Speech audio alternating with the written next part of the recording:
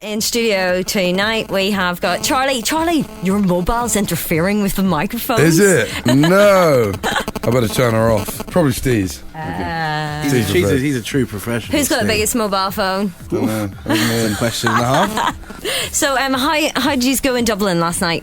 Dublin was good. We played the Academy. First time we played the Academy. Behave yourselves? And yeah. Well, the thing is, we played the show, and the show was amazing. Crowd were awesome. And I just really wanted to taste some of the, authentic Irish Guinness. So we rolled around for half an hour trying to find a bar. We initially found one, and it was good, wasn't it? It was a tasty little venture.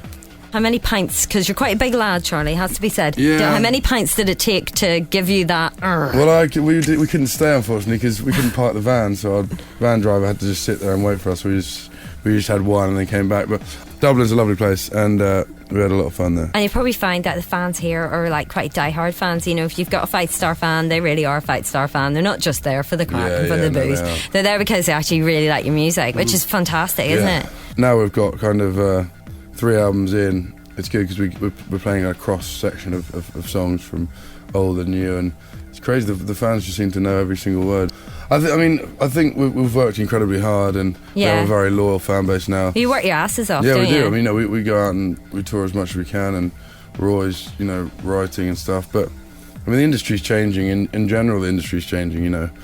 It's a lot more difficult to be a rock band in today's climate, just because of obviously huge problems with kind of illegal downloading and stuff, and so I think the industry's in a strange place at the moment. And it's kind of, the other side of it is that basically the kids just buy what the kids are told to buy by the industry wagon that is churning it at them 24/7.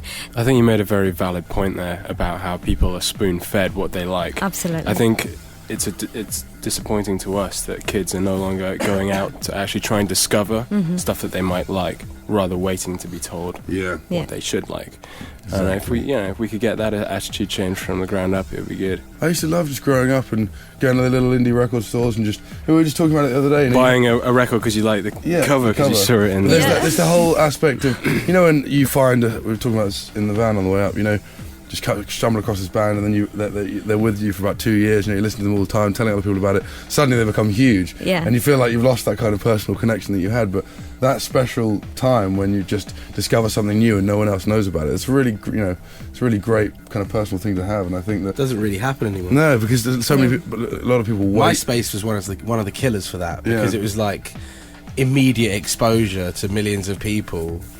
With the click of a button, and it's like overload, really. Totally. It? I mean, saturation. But it also has its positives. Obviously, for upcoming bands, that's a great way to get out there and start building a fan base without the need of a big record company, which is, to be honest, is a good thing, because it means that if we'd had MySpace and all the new media avenues that we'd had when we were growing up, it would have been great. But I mean, that's just another sign of how the industry is changing. So tell us about the new single. The new single's called "A City on Fire," going to be released 7th of December. Yeah. 7th of December. It's basically, we had some songs in the making after we'd released Be Human, and we just really wanted to get into record them, and it was too soon to go into a new album cycle, and we didn't really want to release a standalone EP, so we thought we'd do a special edition of Be Human, which will be coming out in February, and so we're adding these new tracks to that. Well, listen, thank you so much for coming back and not leaving us as an island, as a lot of guys do. It's not going to happen. We love coming to play in Ireland. Well, listen, thanks a lot, guys. Okay, Take care. Bless you. Bye.